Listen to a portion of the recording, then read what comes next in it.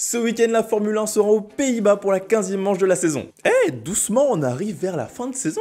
Allez, sans plus attendre, analysons ce qu'il faut attendre de ce Grand Prix. Bienvenue dans cette nouvelle preview, c'est parti. Avant de commencer, je voulais vous remercier, vous êtes de plus en plus nombreux à suivre mes vidéos, donc ça me fait plaisir de savoir que mon travail, ce que je produis, ça vous plaît, donc je vais essayer de continuer sur cette lancée. Arrête, tu vas me faire pleurer. Allez, Zandvoort, c'est l'avant-dernier Grand Prix de la saison en Europe, avant de s'envoler en Asie. C'était jusqu'en 1985 un des rendez-vous incontournables du calendrier, mais il a disparu jusqu'en 2021. C'est un circuit qui est ultra rapide, avec un tour qui se fait en 1 minute 10, et qui est tout aussi impressionnant, notamment pour ses deux bankings, qui propulsent les monoplaces à de très grandes vitesses. Oui, bon, encore eux que les F1 elles vont vite, hein. On n'a qu'une seule réelle zone de dépassement, la ligne droite des stands, à peu près comme d'habitude. Ouais, mais c'était chaud, tu fais comme Alonso, tu dépasses au premier banking sur l'extérieur. Par rapport à l'année dernière où Max Verstappen avait collé un tour à tout le monde sauf au deuxième et au troisième, ça va être intéressant de voir comment les monoplaces elles vont pouvoir se suivre. Surtout dans le dernier virage parce que c'est lui qui conditionne la vitesse pour la ligne droite. Après j'ai bien peur que ça finisse en train de DRS cette histoire. Et puis évidemment on est aux Pays-Bas, forcément Max Verstappen land. Les supporters néerlandais ils sont très chauds, donc on risque d'avoir de très belles images. Et aussi de la belle musique. Ok, c'est bon, je crois qu'on a compris. Il est temps de parler du roi de la régularité, bien évidemment, monsieur George Russell. Oh non, tu vas lui porter l'œil. Attends, tu vas me dire que t'y crois à ces trucs, toi? Écoute, s'il fait pas top 5 ce week-end, attention à toi, hein. Oh, mais non, t'inquiète. Je souhaitais faire un focus sur lui parce que je trouve qu'il m'impressionne de course en course. Souvent des stats comme ça, d'enchaîner des top 5 à chaque Grand Prix en début de saison, j'y crois moyen sur le long terme. Bon, force est de constater que le gars il me fait mentir, hein. 13 top 5 en 14 Grands Prix. Enfin, à un moment, c'est pas de la chance quoi, c'est pas du hasard. Il a jamais de soucis, tente jamais le diable, il sait ce qu'il doit faire. Mais du coup, je me demandais, est-ce qu'on doit considérer ses performances comme de bons résultats? Mais pourquoi ce serait de mauvais résultats? Non pas que ce soit de mauvais résultats, loin de là. Mais est-ce que ce serait pas plutôt logique? Est-ce que c'est pas le minimum en fait? Je comprends pas trop ce que tu veux dire. Tu peux développer un peu pour voir? Eh bien, il faut partir du principe que la Mercedes c'est dans le top 3 des meilleures monoplaces de la saison. Donc c'est top 6 obligatoire le dimanche. Et puis étant donné que c'est la troisième force du plateau, c'est 5e ou 6e.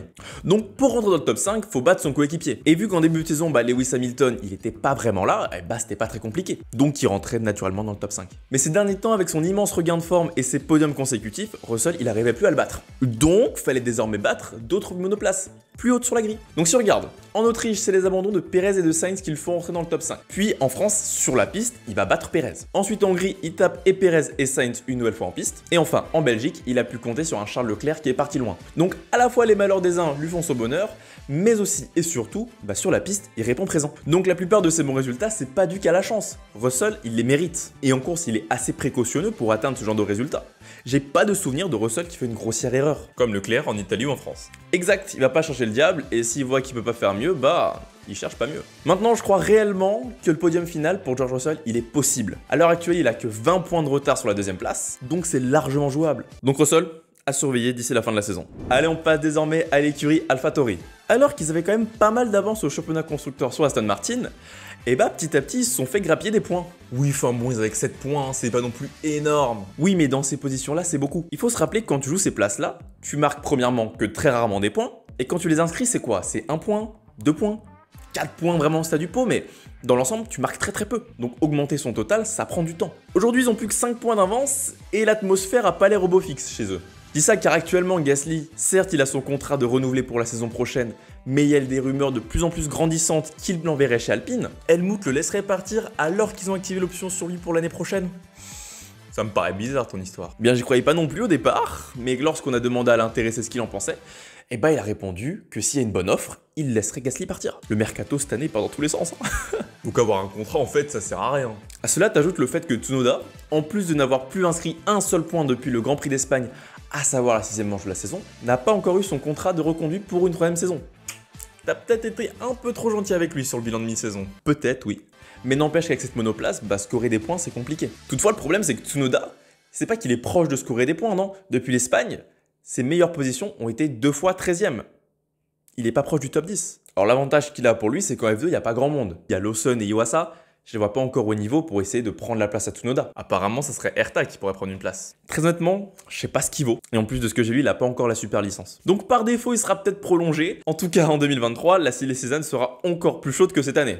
Allez, on va terminer ces dynamiques par parler de Alpine. 34 points sur les 3 derniers Grands Prix, ce qui porte leur avance sur McLaren au championnat constructeur à 20 points. Mon gars, t'as déjà parlé d'Alpine dans la preview de la Hongrie, tu veux pas parler de quelqu'un d'autre? Non. Ils sont en train de prendre le large et la 4ème place leur est de plus en plus promise. Si on regarde l'écart de performance le week-end dernier, il était colossal et vraiment c'était affligeant pour McLaren. Zandvoort, c'est un tracé qui ressemble à peu près à la Hongrie et on sait que ça a réussi cette année au Alpine. Et avec son nouveau moteur, Esteban, il peut faire un carnage. Alors oui, je le répète, c'est encore loin d'être joué, ça peut encore basculer dans l'autre sens. Mais il pourrait retrouver une position au constructeur qui leur échappe depuis 2018.